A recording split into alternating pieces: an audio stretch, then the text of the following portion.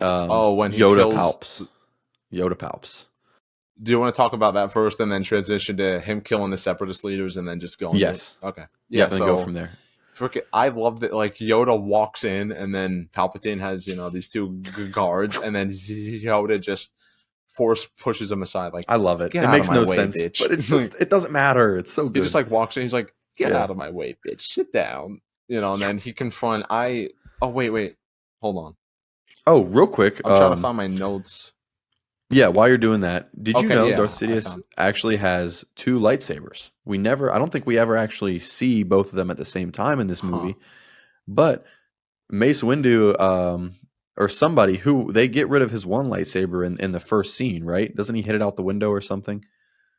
He loses one of the lightsabers, and then when he fights Yoda, he has a second lightsaber that's never explained. Oh yeah, and Dave Filoni actually explains it in the Clone Wars. They actually show that Sidious has 2 lightsabers in the Clone Wars, and I believe he dual wields them because he fights Maul and Savage Opress at the same time, and he actually dual wields 2 lightsabers. Oh, and, I gotta see that. Oh my god, it's good, dude. I think it's season 4 or 5, but oh crap, awesome. It's so good.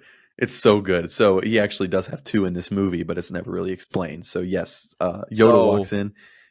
Yeah, and then he's like, "Hey, Palpatine, how's it going?" I mean, he doesn't literally, but it's basically that, and then Yoda. So, it's interesting. Like we see how powerful Palpatine is because he force pushes Yoda, and Yoda isn't prepared for it, and he flies backwards. So, we see that, again, even Yoda's fallible, and there are people that are stronger than Yoda. I think that's interesting. And then Palpatine says something that I never caught before, and it gives him interesting layers. He's like walking over to Yoda as he's laying on the ground, like knocked out. And then he's like, I've waited a long time for this moment, my little green friend. So that shows... so for some reason, Palpatine kind of always hated Yoda for some reason, and now he's like, "I finally get to kill you, you bastard! I've been waiting for this. I freaking hate you, you son of a..." And it's like, it like makes you kind of wonder, like, I wonder why he hates Yoda. You know what I mean? Like, is it like something specific about Yoda that he just hate? It's just like fun moment. Yeah, I think Yoda represents the antithesis of Palpatine. Yeah, basically. Yeah, which I mean, he is in. Because Palpatine wants to elevate himself, and then Yoda goes into exile in a swamp and just chills. Yeah, which is Yoda. I kind of see Yoda as the Star Wars, like Anakin's the center of the prophecy, and he's kind of compared to Jesus. I actually kind of see Yoda as like a analog for Jesus. That's interesting. You know what I mean? Like, Yoda is that, he could beat ass, but he'd prefer not to. But, like, if he has to get, like, when he gets pissed and he has to do what he has to do, watch out. But he doesn't want to hurt anybody. He just, wants to be peaceful. Yeah.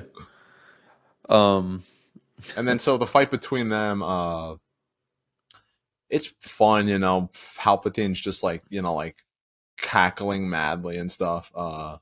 And then it eventually transitions into the Senate room where they have their meetings, and then Palpatine's just like throwing those big podium things at Yoda, and then like Yoda's like flipping out of the way. Like, when I saw this in the theater as a kid, I freaking lost my shit. I'm like, this is what am I looking at right now? Like, this is so cool. And then Yoda gets knocked down, and then Palpatine leaves. And then for some reason, Yoda chooses not to run after him, which I kind of wonder if that was because he realized that he couldn't beat him, or maybe he like kind of lost hope, which is an interesting moment. Yeah, no, because like Yoda of all people, the guy who trains Luke in Empire Strikes Back and is like Mr. Miyagi, like this big figure, kind of loses this fight, and rather than still try and run after him, he's like, I failed. I gotta go into exile. I'm a piece of crap. It's like it. It like makes you wonder, like, was Yoda being logical and just realizing that it was better to just like leave the situation as it was, or was he showing weakness and not feeling like he had the power to beat him? It's a interesting thing to think about. So I got three things for this. Three things for this section. Love the fight. Anything else you want to say about the fight? uh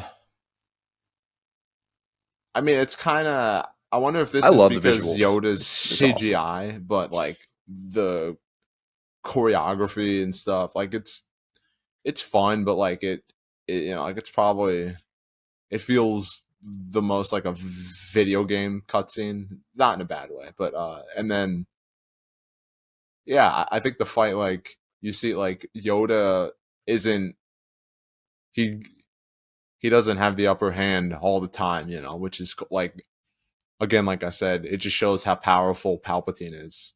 Like even Yoda's having a tough time fighting this guy. So I want to get into that because Darth Sidious, man, I love Palpatine. He's so good, man. Palpatine, he is an intellectual. He was trained by Plagueis. He is um he is truly a villain, and he thought that the Sith had no need for lightsabers because they were so powerful with the Force, and we can Yeah, obviously see that through him in this movie. However, he's a bad dude, man. He wanted to use lightsabers to mock and ridicule the Jedi, and he did it as a form of disrespect to the Jedi. He didn't need to outduel the Jedi. He could use his powers. So that's the vibe I get, Sidious, exactly. because Sidious being an his lightsaber technique, in my opinion, kind of sucks. Like he doesn't look like he's like specifically trying to do a form as much as just like, I'm gonna stab you. You know what I so mean? because of that, I have a few things. First, I want to clarify Form 7 is Juyo, which is what he uses primarily. And then also the variation that Mace Windu uses is called Vapod. I believe Source Su is Form 3. I could be wrong, but which is what Obi-Wan uses. But um, the Sith usually use Form 7. Um, however, Sidious being an intellectual, he studied every form to have a knowledge of the Jedi and how to combat anything. But Cool. he wanted to focus on being more of a diplomat, which I guess is more of like Form 6 um, or something along those lines, where he doesn't even need to pull out his lightsaber to win battles. He can use it by using his brain, by using the Force. He doesn't focus on dueling, but he has studied every style. He's The thing with this is there's no major advantage to it, but there's also no major drawback. So what happens is in his dueling, he can pretty much go toe to toe with anybody, and it's where his intelligence and the Force come into play to make the difference for this. So I think that's what makes him fighting so much, so much fun to watch. He's awesome. Yeah. So there's that. Also, um, we need to talk about Order 66 because Oh, I've totally. How did I forget about Order 66? we just love talking about Anakin. We love talking about Anakin and Obi-Wan and Padme, the trinity of I think I princess. forgot about it because I didn't write anything down about it. Because I mean, I think it speaks for itself. Like, yeah. So how does that? So yeah. After Palpatine tells Anakin to go kill the separatists and first kill the Jedi's in the temple, and then go to Mustafar and kill the separatists Yeah. leaders. After that, he sends a message to the clone troopers execute Order Order 66. 66. And then there's just this like haunting ass, Shakespearean ass freaking just I can't even think of any words to describe it. Montage of clone troopers, being like, okay. And then they turn their guns on Jedi, and the Jedi try to fight back, and they can't. And I think the one that is probably the most emotional, because like it didn't like make me like cry or anything, but it still made me go, oh damn. What's the one dude's name with a eggplant shaped head and the white beard? Mundi? Yeah, where he's leading a charge of clone Oh yeah, troopers in this planet, and he's like, come on, follow me. And then yeah. he starts And they running, stop it. and then they're running after him, and then it like shows their feet, because I think Quentin Tarantino directed this scene.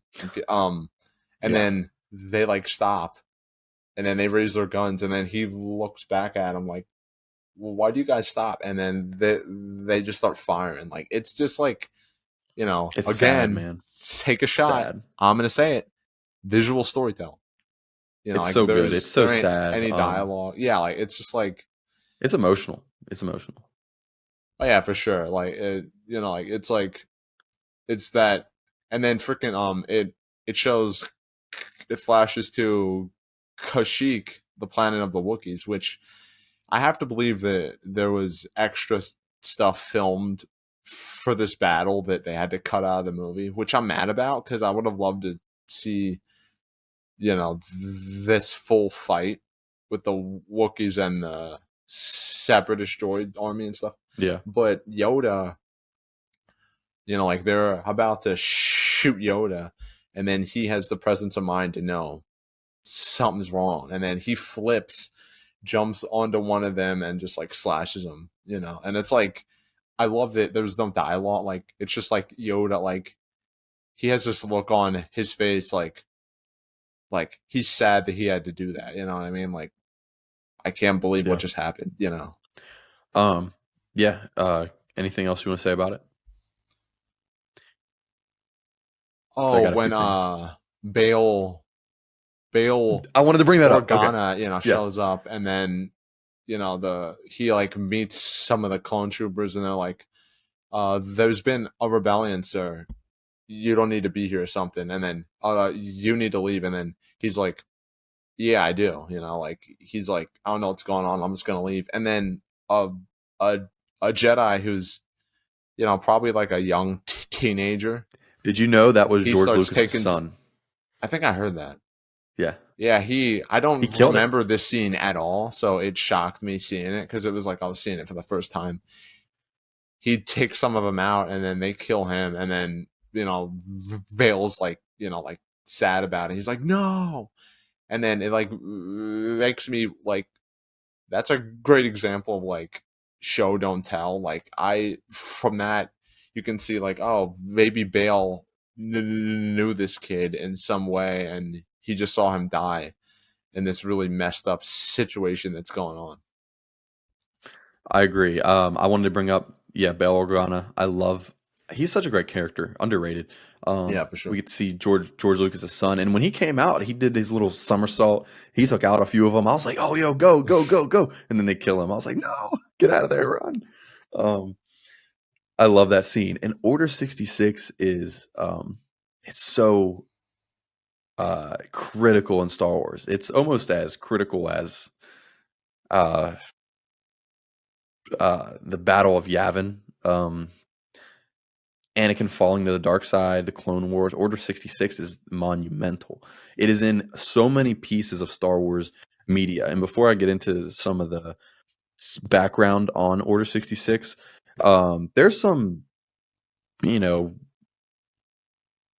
revisionist history, I guess, of why it's called Order 66. Some people say because on keypads, 66 is FF for friendly fire. Oh, wow. Okay. That's not confirmed. Or Executive Order 9066 in the US was for Japanese internment to I think execute them or something like that. I don't know, but it was. I don't know. I don't know the actual history behind it, but Order 66 was for the clones to execute the Jedi. Now, did you know in Clone Wars that they retcon this to have the clones that they had chips put in their head when they were made on Kamino, You know and that it what? was basically Palpatine flipping a switch? That doesn't. I don't agree with that. I think it's terrible. I mean, well, I don't. Here's the thing. I feel like that would make sense, but the way it's presented in this movie is that, like, because obviously Palpatine orchestrated this whole war, so he had the clones created. So it's presented, at least in my eyes, of like they knew that eventually they were gonna like end up serving Palpatine at some He was point, and actually he he would was let them actually in know. control. So then Yeah, when they got the message, it's like, okay, now we have to do this for Palpatine. Let's do it. It didn't strike that's me how it. as like Yeah, like them like suddenly being mind controlled and being like and just being like mindless zombies to me. Like that's it's how they not retconned shown it. that to me Yeah, at all. But I don't know. I agree with you. That's how they retconned it in the Clone Wars. I don't know if that was a Dave Filoni thing or a George thing or whatever, but it's a retcon. In the commentary, George didn't say that. Matthew Stover wrote in the book that Commander Cody was a good soldier and he faithfully followed orders and executed Order 66. So they were just following the Jedi general's orders until Supreme Chancellor Emperor Palpatine stepped in Yeah, and gave like them I feel like the order. That's I it. feel like that makes Palpatine kind of less formidable because in this whole trilogy, he's manipulating everyone else. He's having everyone else go along with what he's saying because he's a master manipulator and he knows how Yeah. to tell people what they want to hear so they can do what he wants them to do. But when it came to these characters, the only way to get them to be subservient was to mind control them. Like, what? Yeah. Why? Um, That's weird. what I will say is though, if you just kind of ignore that, it leads to some really cool stories in the Clone Wars. Like basically because of the chip, someone finds out that there's a clone finds out there's a chip in their head early. I think it was Fives or Echo, one of the clones, and it kind of leads the Jedi on this kind of like, oh, why is there a chip in these clones' heads? And Mm. they kind of like go down the rabbit hole and almost discover uh, it, which is a cool story. And then also in season 7 with Ahsoka's unit, it's cool whenever Order 66 happens and bang, they turn. Rex is so like unwilling to turn that he fights the programming in the chip until Ahsoka can get it out of him. And then it just leads, point is, it leads to some cool Mm. stories, I even though actually, it does retcon the yeah, movie. I Yeah. actually, now that I think about it, like what you were saying with Ahsoka, I'm glad. I mean, I think actually the chip could make sense because, like, he probably did, like, tell them what he wanted them to do. But, like, I think maybe he could have put the chips in them as, like, if they try and rebel, they're still Yeah. going to do what I say. You know what I mean? Yeah. To be in So I complete control. Yeah. like it's essentially Amanda Waller with the Suicide Squad. Like Yeah. That's what I thought. a lot of them, like they're villains. So like some of them would probably do what she told them to do because they don't want to, be in prison that long, and they don't really give a crap about like, regular people and stuff. Like they're just gonna do a job, but they have the bombs in their necks so that it's like if you for some reason get the idea that you're not gonna do what I'm telling you to do, you're still gonna do it anyway. So I don't know. I don't really mind it actually now that I think about it, but it's still I kind of hate when like this is why like I'm like upset that like George got like criticized by fans and just sold it to Disney and stuff and then just like left because they could have had him stick around and then you wouldn't have these weird instances of people like retconning things that he did Yeah. in a way that it doesn't seem like he did it. Like It doesn't serve I the don't like story. that. You know what I Yeah. mean? It serves the story that they're trying to tell, not the plot of Star Wars. You know what I mean? Yeah. Which it is what it is. And I want to talk about Order 66, two things real quick, and not the clones, but the Jedi perspective. And there's two other forms of media. One is a game, one is a TV show that show Order 66. So Jedi Survivor, one of the coolest scenes of Order 66 ever. You actually get to play through it as a young Cal Kestis. I love it. I We love talking Cal about Kestis as a Jedi character. Fallen Order. Jedi Fallen Order. It's amazing. You know what I'm talking about, right? I was floored in that part of the game, dude. Like, It's so good. I'm It's just so like, good. running through the ship and stuff, and then I So good. reach that point, and it like pans to the window, and you see the clone trooper getting the message. You know, he's like looking at his holocron, whatever it is, and then holocom, I think, or whatever. And then Both are a thing. as soon as I heard that, I'm like, oh, we're doing Well, I love this how his now? master can sense it like Yoda did before it happened. Yeah. And speaking of ones that could sense it or couldn't sense it, I guess, Plo Koon, R.I.P., he was piloting that ship and he got destroyed.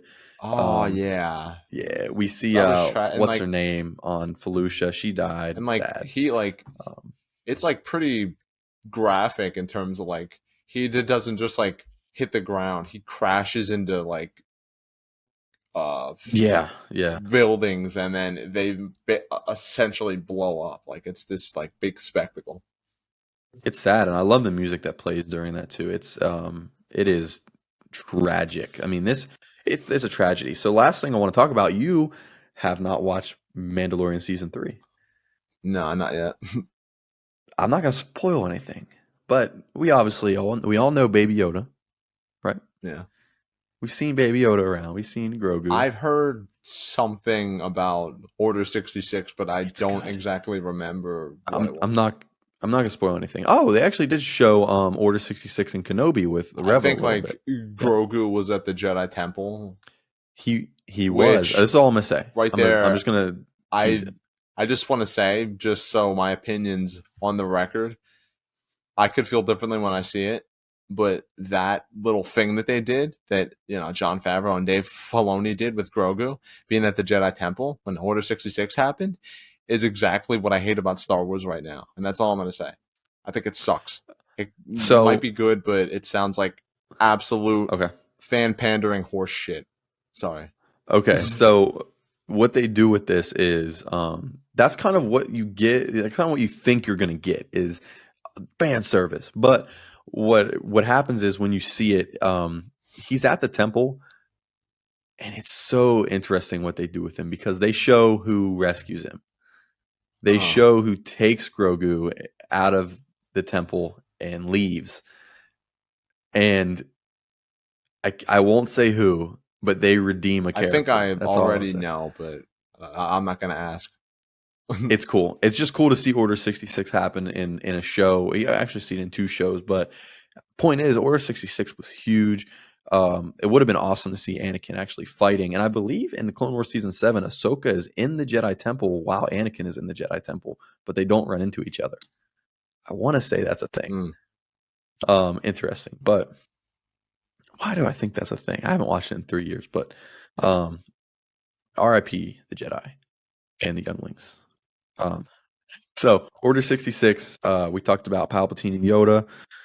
Anakin left for Mustafar, and it's funny because he went to go kill the Separatists because they were there, and it's cool because you get to see Mustafar and the culture of I don't know if there was a civilization there, but what they were doing is they were kind of farming the plasma for fuel and energy. You like see like a few of the creatures there. They like have these like giant hammer thingies, something. Yeah, there's no explanation. It's just you see it through the visual storytelling. Yeah, that's what I like about it. Yeah, it's awesome. I forget like when Palpatine sends the Separatists a message, and then he's like, "Yeah, my apprentice will take care of you." He's being cheeky. He shows up. Yeah, he's being real cheeky. He shows up and he shuts the door, and he's like, "Yeah, you boys are done." Yeah, he like So closes the windows with the. He's like, all right, and here we go. we're Like, gonna set the mood. We're gonna yeah, turn on some red lights, get it real put on dark in some here. Marvin Gaye, light a few candles. Let's go. We're gonna turn on that John Williams, let it slap. Um, he kills everybody, and it's funny because when you get that close up, he turns and looks at the camera, and you get that close up of his eye. Who's in the background is your boy from episode 2, if you ever noticed that, the guy with the electro voice or whatever. Oh, He's actually sitting at the end of that table in that exact shot. So that whole sequence is cool. All right, you ready? You ready to dive into the end here? oh Battle of the yeah. Heroes. The duel of the fates. Not really, but this is the final fight here. One of I believe it's the longest sword fight in cinema history. The greatest monologue in the history of cinema. I mean, I don't know about that, but It is. So all right, we actually got into it earlier. You brought up a little bit of him and Padme's discussion, and all I want to do is just kind of piggyback off of what you said, a little bit of him and Padme, and then we can go from there. So what I wanted to bring up was Anakin Skywalker. I have the monologue right here in front of me. I won't lose you the way I lost my mother. I am becoming more powerful than any Jedi has ever dreamed of. I am doing it for you, to protect you. Padme says, "Come away with me, help me raise our child, leave everything else behind while we still can." And here we get Anakin. He falls to the dark side. He yeah, is just power hungry at this point. And what he says is, "Don't you see? We don't have to run away anymore," referring to what she said to him in episode 2. "I have brought peace to the Republic. I am more powerful than the Chancellor." So there's the power. "And I can overthrow him. And together, you and I can rule the galaxy, make things the way we want them to be." And then Padme just responds with, "I don't believe what I'm hearing. Obi-Wan was right." And right there, you see that she notices how he is more loyal to the dark side, and not just not Sidious, and not the dark side, but he is more driven and concerned about the power he can get yeah, and and then the levels of power he can get than her and his child. he's like slowly showing his true colors too, Yes, because like exactly. as like they like talk, he starts like gradually getting more and more like mad and like like at first he's like trying to be loving like he always is, and then eventually he's just like being more mad, and he's like, I'm doing this for you, come away with me, I'm tired of hearing about Obi-Wan. And then Obi-Wan, when he reveals himself, A which liar. I don't think he should have done that, by the way. I feel like that was a slimy move, but I He just understand made he was Padme look desperate. bad. Yeah. Yeah, and then so what does he Because of do Obi-Wan. after that? Instead of being like, well, why is he here? He freaking tries to choke Padme. He tries to kill So, Padme, and then Obi-Wan talks him out. So right there, you see yeah, his true Anakin at colors. the end of the day only gives a crap about himself. And that's the point of this, and that's what Padme notices. And it's funny because I have the script pulled up here, and like you said, you see him get more and more angry. It literally has in brackets, "growing angry." I I love don't want to that. hear about Obi-Wan. I The love the Jedi turned face. against me. I love the face Hayden makes right before that, where it's like, you know what, Obi-Wan. like he Yeah. has this look in his face, like, I'm so, you're not listening to me, you're pissing me off, And he's fed up at this point. He's growing angry. Um, "You're breaking my heart. You're going down a path I can't follow." That's honestly, the acting here is so good. I love this whole monologue. I was Because getting of choked Obi-Wan. up with her It's performance. It's sad, so dude. heart wrenching. So yeah, like you said, Obi-Wan kind of makes her look bad because Anakin looks past Padme to see Obi-Wan standing in the ship, liar, and then Padme turns and she screams no, and Anakin instantly says, "You're with him. You brought him here to kill Yeah, me." And then he begins to choke Padme with the Force. He pulls out his signature move. This is Darth Vader, but this is Darth Vader without the suit. This yeah, is him. This is Darth Vader full power. And if you don't mind, real quick, I kind of want to go on a little bit of a diatribe here about Obi-Wan, that's fine. because here we get Anakin full power as Darth Vader without the suit. Like I said, this whole time leading up to here, Obi-Wan is is here in a unique position to fight Anakin. And there was a quote from the novel that I gave to you. I told you, and it wasn't light versus dark. It wasn't good versus evil.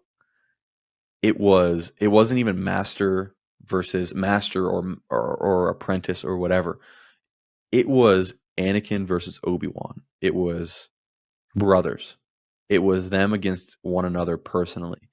So this wasn't like this. You can't look at it as this is a Jedi versus a Sith. This is Yeah. you know what I mean? This is brother versus brother. This is an extremely personal battle, and you can see it in the behind the scenes. You can see it in the deleted scenes. You can see it in the visual storytelling. Everything has led up to this moment. It's honestly, this is one of the greatest fights ever. So much exposition here through dialogue and visual storytelling. We can break a lot down, but I want to talk a backstory Obi-Wan real quick because, like I said, he is in a unique spot. Not just because he was the Padawan of Qui-Gon, not just because he was the master of Anakin, but I want to point out something I've never really seen. You get 3 movies here. You get Obi-Wan fighting different antagonists, if you will. The first one he fights is Maul. Maul represents the savage, the beast, the aggression that he faces in Anakin. He Obi-Wan then in episode 2 and 3 he fights against Dooku. He loses, but he fights against Dooku. Dooku represents the dueling, the skill, the swordsmanship of Anakin. And then finally, Obi-Wan faces Grievous. Grievous represents the machine that is Anakin, the cyborg that is Anakin, even in this moment. So if you look at Obi-Wan up to this point, in almost the side missions, what he has been doing throughout the movies, not just within the story of the movies, but within the plot of the tragedy of Anakin, Obi-Wan is the only one that can beat Anakin. And it has been shown to us throughout the entirety of the prequels that it is Obi-Wan is the only one with the experiences and the know-how to go up against somebody like Anakin. Not just because they're brothers, but because he has faced every aspect of what Anakin has become. This is something that I kind of came up with. It doesn't fit perfect, but it makes sense, and even George alludes to it a little bit. And I watched a great video from somebody on YouTube that was talking about how Maul, Dooku, and Grievous represent different aspects of Anakin, which I don't, or Vader. And I don't really like that explanation that much because they weren't made to represent, or Vader wasn't made to represent them in a way. It was the opposite. It was like Grievous was an illusion to Vader. You know what I mean? Yeah. So it was just interesting if you kind of look at it from Obi-Wan's perspective, not Anakin's. Obi-Wan fought these different people. You know what I mean? The beast and the savage, the duelist and the swordsman, the cyborg, the machine, and all of these are what Anakin Vader is, and we see that play out in this fight.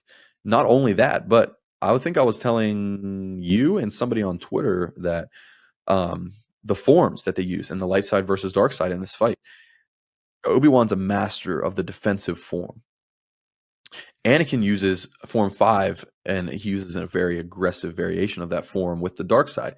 He is extremely aggressive during this fight, and Obi-Wan is actually extremely defensive. And in the novelization, Matthew Stover writes that with every blow that they take to each other, Obi-Wan actually gives up some ground to Anakin because Anakin is that strong fighting against Obi-Wan, that Obi-Wan is on the defense, giving up ground. You can see Anakin actually is the one pushing Obi-Wan through this. It's not Obi-Wan chasing Anakin. Anakin is just from the beginning of the battle when Anakin turns and jumps, he does the backflip and starts attacking him. Yeah. immediately Anakin the whole time is attacking, and Obi-Wan is blocking. And if you get to the end of this battle, because there's a lot of visual storytelling here, there's a lot going on, a lot of exposition through the fighting, but we can break you. You can get to your analysis, but right at the end, they have an exchange, and you underestimate my power. Don't try it, Anakin. I have the high ground. Anakin tries it anyways. Anakin actually leaps, and Obi-Wan doesn't try to disarm him. He actually swings to block. But that's the hubris of Anakin in this moment, and the ego that he has, that he thinks he's more powerful than he is. Obi-Wan went to block, but because Anakin fell short and he couldn't actually get up over him, instead of blocking his saber, he actually cut off his limbs. And I believe I heard that from George, or I forget where I heard that from, but Obi-Wan actually went to block. But anyways, in the book, in novelization, Matthew Stover writes that Anakin jumped and Obi-Wan met him in the air and disarmed him. So either way you want to look at it, it was really the personality traits which we talk about from the protagonist in a tragedy that leads to their downfall. And it was the dogmatic views and the hubris of the Jedi, and not the Jedi indoctrination within Anakin, but also the dark side that's corrupting him and inflating his arrogance in this moment that he loses. He underestimated his own power. He overestimated his own power, not underestimated, like he arrogantly threw out there to Obi-Wan, and was his fate. And we go from there. But that's my quick, not quick. I went on for like 20 minutes, but that was kind of my rundown of it. So give me what you have in your notes, and we can kind of go off of your thoughts. Let's try to find. I know I just threw a lot out there. No, I'm trying to find my story. This is a crazy moment right here. What a duel! Oh yeah, it's like I've so good. Always so before the fight, when Anakin's like, well, if you're not with me, then you're my enemy. And then I can't take credit for this. Like, it's kind of been like memed at this point. Obi-Wan says, only a Sith deals in absolutes. And then people have said, but Obi-Wan, that's an absolute statement. Which I feel like is intentional, probably. It might not be. I don't know. That's interesting. And then I like that part in the fight where like they both like try and force push the other one, and then for like a moment it's like equal. Oh, that's so good. Yeah. Like it just shows like how evenly matched they are. Like like Anakin can stand up to his master. And then the other thing that sticks out to me is when they're talking later, and then Obi-Wan says, I have failed you. Yeah, no, like I feel like I wonder. That hits hard. I wonder kind of like if that's Obi-Wan like actually like realizing that and like being humble and acknowledging that, or if in this moment like he's just so emotional that he's thinking, is this my fault? That he turned out this way? Is it my fault? Is there something that I could have done? And like I feel like like this entire movie's been a moment of like growth and rebuilding for Obi-Wan, because we like see him at a low point, and now he's like like final, like he's feeling the full burden of being a master, which I'm gonna bring up in Last Jedi, because I love that moment, with Yoda and Luke. And then when Anakin says, "From my point of view, the Jedi are evil." Like, I feel like, because I feel like to me he's taught like everything that he's seen. Again, like he's a closed-minded person, so like like before he like vehemently protected the Jedi whenever somebody challenged them, and now he has this other negative experience. So he's on the other end of the extreme. He's like, no, Yeah. I've seen that the Jedi are evil, and there's nothing you could say, that can make me see otherwise. Like he's like finally resolute in himself, but it's in all the wrong ways, which is tragic. Like he's finally, become secure and confident in who he is, but it's for a negative cause and it's in a negative way. And then when Obi-Wan, he says, well, then you were lost. So like Yeah. I feel like that's kind of that's pretty rough, because that's seems like him being like, well, I hate to say it, but you're kind of a lost cause. Because I mean, he is, like And Obi-Wan, that like comes, it's yeah, so that and crazy that comes because in the like, original trilogy too. like we see in Kenobi like how like upset he is about everything, and he still like feels like he's responsible for everything. So it's like there's that part of him that feels like he's responsible, and then the other part that's like like he's not sure what his place is in this. You know what I mean? Like how Yeah. responsible he should feel. He doesn't know how to feel. And then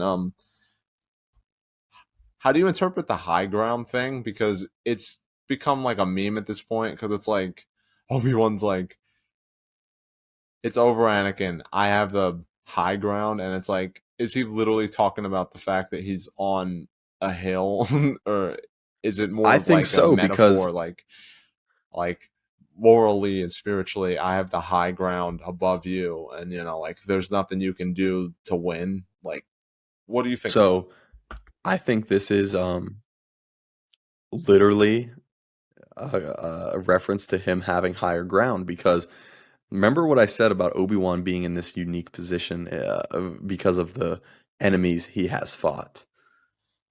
This is a complete mirror of what happened with him and Maul. it? And Yeah. Anakin was not there to see that though. Anakin was there to see him fight Dooku. He didn't miss much with Grievous, but he didn't see what happened with Maul, and Obi-Wan didn't have the high ground with Maul until he realized he needed it, and he got it when he leaped over him, grabbed the saber, and cut him in half. So if you look, Anakin tries to do that same move to Obi-Wan, but Obi-Wan has been there before. Anakin tried to leap over him the same way Obi-Wan tried to do with Maul, and Obi-Wan knew exactly how to deflect it because he had the high ground. It is memeable, but then again, this wasn't dialogue for sake of literally just being like, don't try to have the high ground. Yeah. This was more of like visual storytelling to reference the Phantom Menace and Duel of the Fates. Yeah, that's You know what I like I've mean? heard people say that interpretation too. Yeah, Okay. that's just what I Now, think. real quick, I want to bring up the game, because when you beat the story mode, Yeah, yeah. you unlock the option to play the final sequence as Anakin. And then so Alternate in ending. this moment, when Anakin flips over Obi-Wan swings and he misses, and then Anakin, he stabs him and then he Dude, kills it's him. kind of bleak. And then, when the It just Emperor's, ends. like meets up with him and stuff, and he's like, with the clone troopers, and he's like, Palpatine's like, now the galaxy belongs to us. Palpatine gives him his red lightsaber. He takes it, kills Palpatine, and he's like, no, the galaxy belongs to me. And I really hope that there's a what if story, whether it's like official fan fiction, I don't give a crap, of what that would have looked like, because as a kid, I played that so many times and I was like, yo, that's so interesting. Imagine. Well, didn't in that am I tripping here? Was this just a weird dream I had to where Anakin took Obi-Wan's like half body now and made him a cyborg almost like how Vader was, just to watch how Anakin ruled the galaxy helplessly. I mean, that ain't in the game. I don't know if that's in something. Okay, I wouldn't I had a know. weird dream. I had a premonition like Anakin. So, anyways, That would be pretty trippy though. yeah, crazy. Um, one of my probably my this is my favorite duel in Star Wars. Let's just put it out It's there. Um, definitely one of my favorites too. Maybe yeah, it's so top good. 3, probably. That's fair. That's fair. Um, again, Star Wars, it means so many different things to so many different people, and especially the duels, because like you said, original trilogy is very emotional. I'll just throw this in there. Return of the Jedi was my favorite Star Wars movie for a very long time, up until recently. Very Oh recently, wow, probably within the last year, it's become Revenge of the Sith. But interesting. for the longest time, it was Return of the Jedi for that final duel, because it was just, it's so emotional. It's probably the most emotional one. But yeah, I completely see what you're saying there. So anything, what do we got? What else we got to say about Mustafar? Just about. Well, actually, there's a scene before this that I think is interesting where it's after Palpatine's fight with Yoda. He says to his lackey, I don't know what his name is, that weird looking dude. Um, and Forget his name. he's like, prepare the ship. I sense that Lord Vader is in danger, and like how he reacts. In my mind, it seems like he genuinely feels like Anakin could die.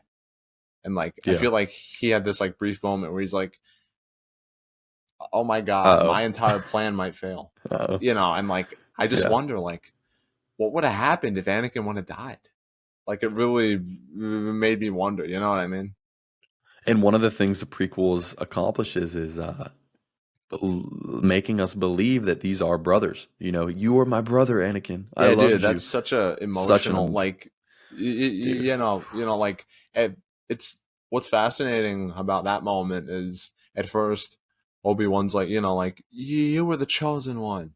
You were supposed to destroy the Sith, not join them. So like at first, he's upset, but he's like, speaking about like, the Jedi prophecy, things relating to the Jedi and all that. And then as he gets more and more Then, yeah, emotional, then he that's admits such that a good he point. loved Anakin as a brother, which I've heard other people point out Obi-Wan felt about Anakin a way the Jedi aren't supposed to feel about anybody. So Yeah. Well, that's a good that human moment for him because even he wasn't immune to feeling love for people, and that's just so freaking interesting. that's referenced in the novelization, that Obi-Wan's attachment to Anakin blinded him from what was actually Yeah, happening to because Anakin. he Yeah. couldn't kill him. He just Couldn't. Yeah. figured I'll leave him to die. He couldn't actually kill him. Now Even after cutting his limbs off, he couldn't kill him because he loved to him. play off of what you said, just to add to it, that happens in the original trilogy. He tells Luke that his father died, and Obi-Wan genuinely believes that Anakin's dead. And then when Luke realizes that, oh wait, my father's still alive, Obi-Wan, you lied to me. And Obi-Wan's like, no, from a certain point of view, he is dead. So that just shows how Obi-Wan really he couldn't physically kill him, but to Obi-Wan, he was really dead. And then when you get to Kenobi, once we're going to do Kenobi at some point, we can obviously deep dive into that, because that whole series is about this specific idea. So, but yeah, that's a theme that plays out Yeah. throughout the movies with the Skywalkers. So, all right, Mustafar, how we feeling on this? One of the best set pieces moments in the entire saga. It was that Yeah, thing when I was younger watching this movie, like that was always the thing about it that stuck out to me, like just like this like lava planet, this like really hostile environment, which is I'm so glad you obviously brought up a that. good representation of like rage, passion, which is what this entire trilogy, mostly this movie, is about. And then like I don't know. There was always something about it that like Looked real. I just felt the weight of it. You know, like I Yeah. was obsessed with this like section because it was like, you know, like throughout this entire movie, there's a build, and then this is where like, you know, it just like lets loose. Well, before George wrote Episode 4, the original backstory for Anakin was that he was burning, crawling up the side of a volcano. That was it. No, nothing else. Oh, It was really? just that he was burning, crawling up the side of a volcano. So it's funny how he ends his last movie with this image. And like I said, it looks real. And there was a volcano going off. I forget where. I want to say Europe. And someone sent George, hey, it's erupting. George flew over with the crew at ILM, and they recorded the real volcano erupting and inserted it into the movie. So Really? speaking of passion, like Huh. I George, didn't know that. George there's really nobody like him doing it like he did. Oh You know what yeah, I mean? definitely. Um, it's heartbreaking. This is a tragedy, and yeah, like I said, Return of the Jedi was always my favorite, but then Revenge of the Sith, I actually just in watching it, I love the tragedy, and I actually relate to Anakin a lot. I relate to Luke, but I think there's a lot to relate with Anakin as well. And the movie is just the performances. Ian McDermott. The movie's just so good.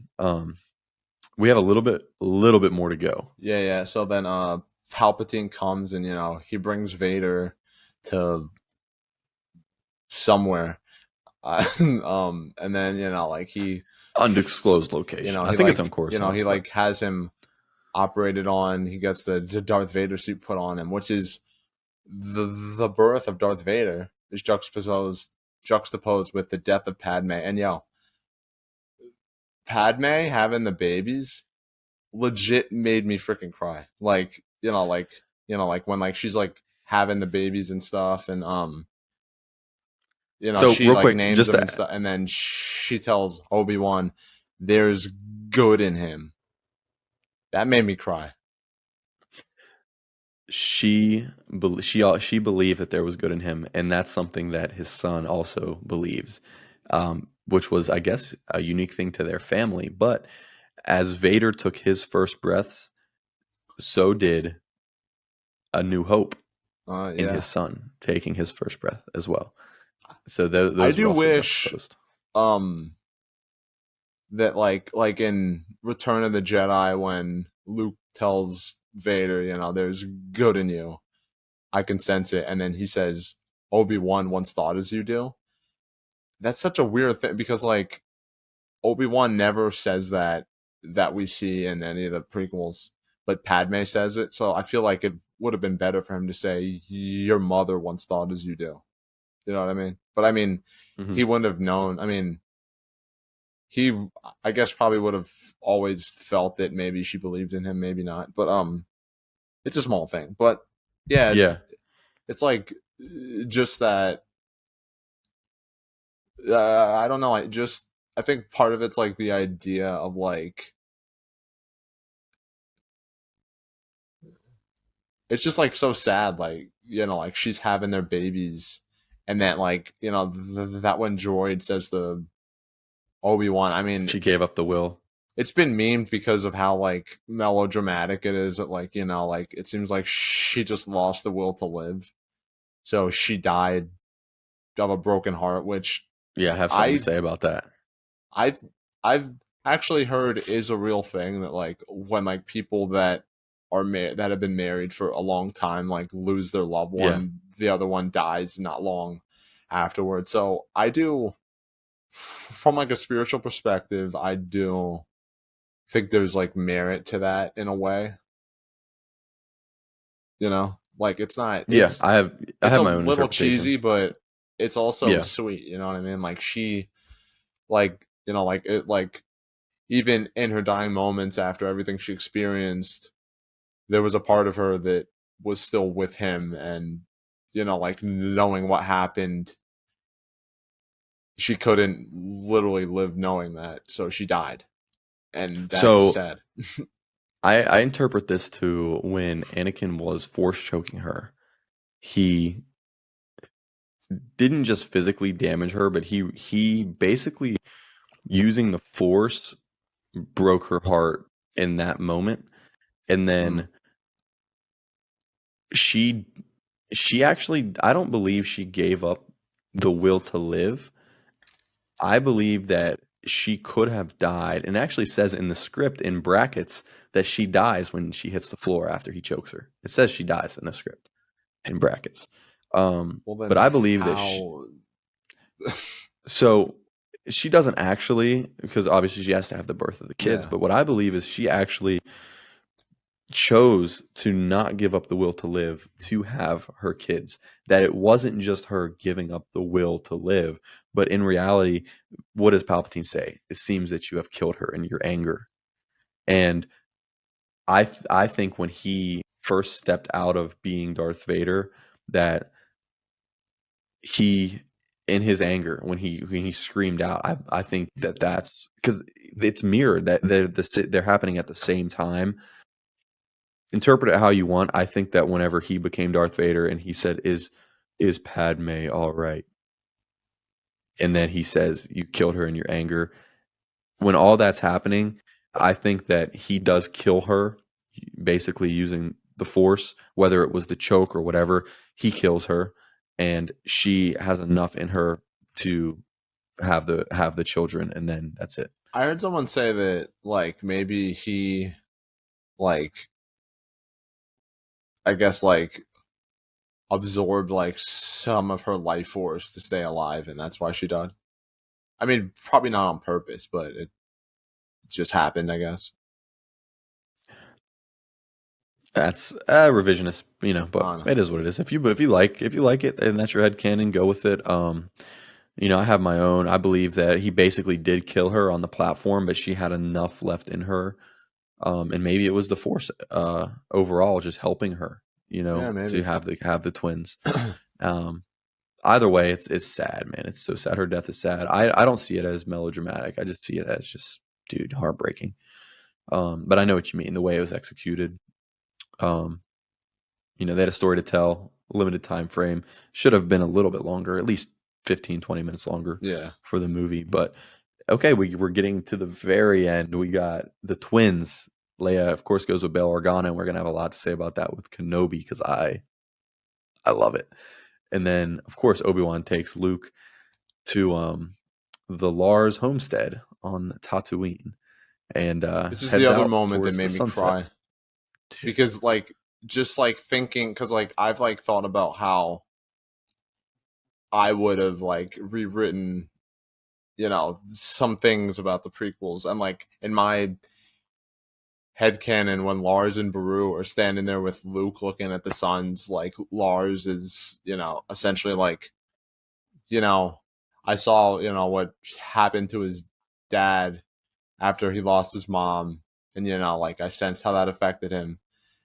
And I wasn't there for him, I didn't have the chance to be there for him. Maybe there's something I could have done for him, maybe not, but I'm not gonna fail this kid. I'm gonna do and you and know that hits so hard in Kenobi. I mean, oh yeah. Kenobi, when Kenobi comes to real quick, when Kenobi comes to the Siths and the Inquisitors and whatnot, I don't like it. But when it comes to the children, like Luke and Leia, I love it. I love it so Yeah, much, dude. It like somehow made me because I never dude. every time I watched A New Hope, I never really liked Uncle Owen that much. Like I thought he was Kenobi kind of a fixes that. dickhead. Yeah, And then somehow Kenobi made me go, yo, he really loves he's the this kid man. and he's a freaking G. Yes, Yeah. I love it. So we get to see both of them split. That's pretty much it for that. And then the very last thing is the return of. What's funny is the return of Yoda's now master, Qui-Gon. In the novel, Yoda says, "I have been visited by my master," and Obi-Wan's like, "Who's that?" He said, "It's funny because it's your old master," and he says, "Qui-Gon." Wait, Qui-Gon And trained Yoda? no, not initially, but when he came back Oh yeah, from yeah. the nether of the Force, like they say, he now became Yoda's master, and he's teaching Yoda the ways of returning as a So Force ghost and whatnot. real quick, there's are you familiar with Red Letter Media? Yes. Yeah, and they're I watched their prequel reviews when I was younger, and I think like when I was like more like closed minded, and I saw those videos, I'm like, oh yeah, the prequels are ass, you know, they're freaking stupid. And then I've kind of grown past that for the most part. But like one of I'll the change your mind on one that. of the things from the Revenge of the Sith video that I still remember because it's really funny is like the guy's like, yeah, and then Yoda tells Obi-Wan that he's gonna teach him how to talk to Qui-Gon's ghost. What? It's just like really funny. It's just funny because like That is hilarious. like it's just like I didn't know like back then I didn't know what this scene meant. I had no idea what Yoda was talking about, and then once I realized it, I'm like, oh, that's okay, that's interesting. But like, it's cool, like that, like I kind of feel like maybe because it seems like from how Yoda breaks the news to Obi-Wan that like Qui-Gon is the first Jedi he's like known who's achieved that power. Like, oh, Qui-Gon learned the path to immortality, and I'm gonna have you talk to him to learn that because that's pretty crazy stuff. So what if Qui-Gon learned that because he was because of his like renegade nature, like maybe he was open-minded enough to like see like a way to like navigate through the Force instead of just like becoming a part of it forever and just kind of vanishing.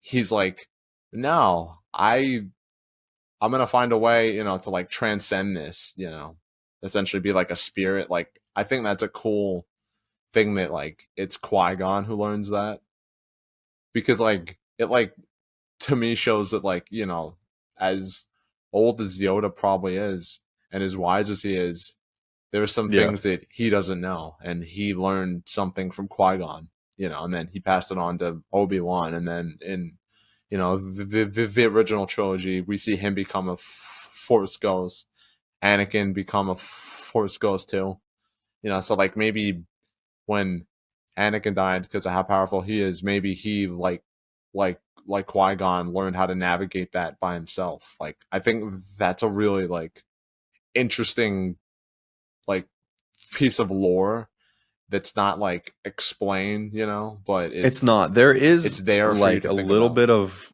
canon and some head canon from people to explain that, but you're right. It's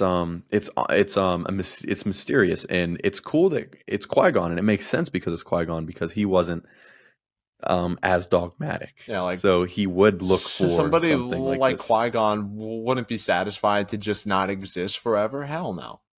He'd find a way to, still be a teacher and stuff and still be around. Yeah, so that's what we get with Revenge of the Sith. We're gonna wrap it there because a lot more of our discussions will end up taking place in a more fitting episode involving either Kenobi or the original trilogy or something like that. So, in terms of the context of Revenge of the Sith, that's it. Unless there's something you want to add, anything we left out. What do you think? Because we'll give our final thoughts here and then head out. Because I this is mean, over 4 hours. yeah, no, I just want to say, Love it. I don't care. I don't care this though. has We can keep always going. been one of my favorite Star Wars movie. Yeah, me too. It's obviously in my top five. Like I've said, Yeah. Phantom Menace and Attack of the Clones, they're not my top five. Yeah. They're not. I like those movies, but there's a lot of trade off that I have with them. In terms of like there are things I like and things that I think are kind of bad. But I'd say this movie, I still, look, at the end of the day, if I was writing the prequels, there's a lot of things I wouldn't have done. Like I think my prequels would be pretty different to what George wrote. But I mean, at the end of the day, I've always loved this movie. It's always been a part of my life. It's always been like, like influential in terms of like the kinds of stories and art and media that I love, and that I grew to love, and how I grew to interpret like film and stuff like that. Um, and I think like for the other two movies, it seems like George was like was like slowly tweaking his formula, slowly tweaking Yeah. his technique for making these movies. And I feel like in Revenge of the Sith, he struck not the perfect balance, but he definitely like did his Peak best. form. You could tell like Yeah. he did his best. And yeah, it's has a lot of it's like it's a sign of that I'm getting older, that now I really relate to Anakin Skywalker, which makes me very happy. That's great. Um, and yeah, in conclusion, I think this is a great movie. I love it. Um, and yeah, it's definitely one of the most influential movies that I've ever seen, and strangely enough, because I didn't really remember seeing the prequels because I was younger when they came out. This movie, in my mind, was my introduction to Star Wars, and Yeah. I'll never forget that experience, and the fact that I got to see it with my dad in a theater is just makes it that much more special. Yeah, I agree. I love this movie. It's actually my favorite movie ever. Um, this and Return of the Jedi are definitely my top five. Revenge of the Sith just has over the last few years have just shot up of almost of what, not necessarily of how good the movie is, but what it what it makes me feel, and what it makes me think. You know what I mean? It's not just like, oh, I want to sit down and watch a great movie. It's like this is deeper. Um, and I think we just explained a good portion of why we think that it's a deep, thought provoking movie. We wouldn't be doing this if we Yeah. just thought it was a blockbuster. You know what I mean? So I'm glad I could actually get into the tragedy of Darth Vader, the tragedy of Anakin Skywalker in this. I said a lot. I'm going to continue talking about this movie forever. So I don't know how much I can add now because it's a lot of things that I'm excited to talk about. We're going to get into with, you know, Kenobi and stuff like that. So one thing I want to leave this with, because this is long, I'm not even sure who would be listening this long, but I put something on Twitter earlier, and I just want to leave it with this because this movie came out in 2005, and we haven't seen George Lucas in a very long time in the capacity he was in, involving Star Wars. But in 2005, there was a Star Wars Fan Fest, and George Lucas came out with an amazing quote. You know what I'm referring to, or no? I Because might have this, like I seen it, but said, I can't like recall it off the top of my head. this was his last movie. He has now completed his story. He had a treatment for a sequel, but there was never plans for him to do it. He did have a treatment for it, but he had completed what he had wanted to do from the very beginning. And a lot of people were going crazy, getting up in arms over originals, prequels, even sequels. And a lot of times we get caught up in and attached to things that we're scared to lose in Star Wars. So one thing that George brings up in the Star Wars Celebration was and I quote from George Lucas himself: "Don't let Star Wars take over your lives. The point of the movie is to get on with your lives, to take that challenge, to leave your uncle's moisture farm, go out into the world, change it, and save the universe." And one thing I said is, the main theme of Star Wars is that compassion is the good side and fear is the bad side. So we have to love what we got from George without the fear of losing it. And we can't fall off the path of compassion by being afraid to lose what we love, even if it is Star Wars. So, wow. I'm sure we'll have a lot to discuss involving that when we get into even more heated topics, controversial topics. But don't fall off the path of compassion by being afraid to lose what you love. That's the thing And I'm that's from still trying to George. learn. Yeah. If there's anything we can take away from prequels, it's that. Thanks, Anakin. Yeah.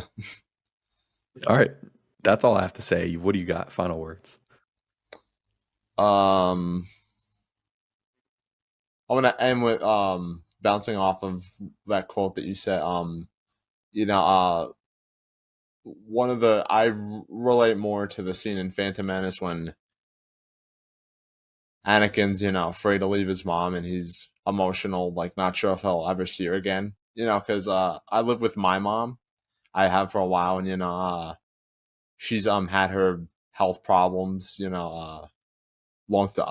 long time ago. She actually had cancer, stage 4, and like I was, that was a part of me that's like my mom could die, and I don't want to deal with that. I don't want to think about that, but it was always there. And then so like I relate to Anakin's story, and I find it inspiring in a way, and not because he's inspirational, but like it, like seeing his story, ironically, like shows me like what can happen if you, let fear ruin your life, and Yeah. let you, A path you can't follow. So like I'm, gonna eventually have that moment where I, leave home, create my own life, and I'm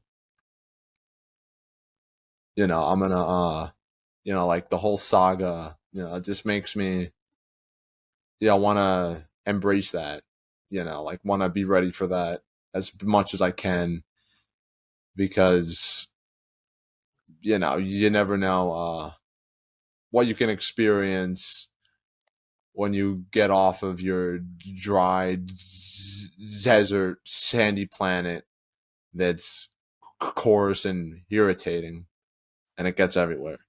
It's coarse, it's rough, it gets everywhere, but that can't stop you from going out and into the world, change it, and save the universe, as George puts it. So I like it. All right, and dude, man, I love Revenge of the Sith. I could keep going, man. I love Yeah. it. But we'll leave it at that. Thanks for coming on. Your passion for this is just it makes me even more passion. I have even more passion for it. So I'm glad that you're putting the effort into this and the love into it that you are. It's helping me, and it's nice because this is a passion project for me, but it's I think for you as well. So I'm glad we can do this together. It's been fun. Always a pleasure. Yep. So thanks for coming on, and until next time, I will do what I must. You will try. Do or do not, there is no try. Oh, there it is.